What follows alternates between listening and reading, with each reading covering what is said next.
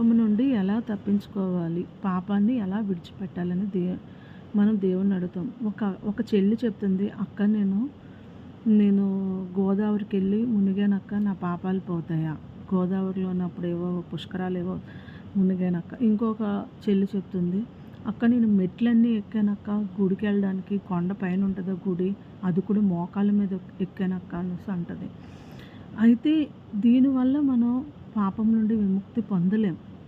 కేవలం యేసు రక్తంలోనే మాత్రమే మనకి పాప విమోచన కలుగుతుంది. అది ఎలా మనం తీసుకోవచ్చు. అయితే దాన్ని బట్టి నేను ఇప్పుడు ఒక విషయాన్ని చెప్పాలనుకుంటున్నాను. మత్తయి సువార్త 3వ అధ్యాయంలోని 6వ వచనం ఒకసారి ఇలా ఉంది, తన పాపములు ఒప్పుకొనుచు యోర్దాను నదిలో అతని చేత బాప్తిస్మం పొందుచుండిరి. ఇక్కడ యోహాను బాప్తిస్మం ఇస్తున్నారు. ఎక్కడ? యోర్దాను నదిలో అందరికీ.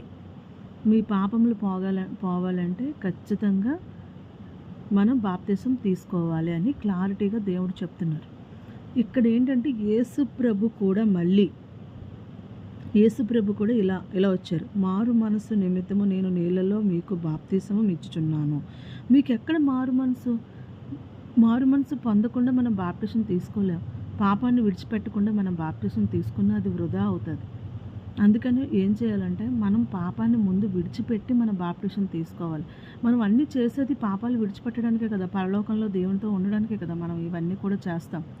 కానీ ఇప్పుడు ఫస్ట్ ఆఫ్ ఆల్ ఏంటంటే మనం పాపాన్ని విడిచిపెట్టి బాప్తిస్మం తీసుకోవాలని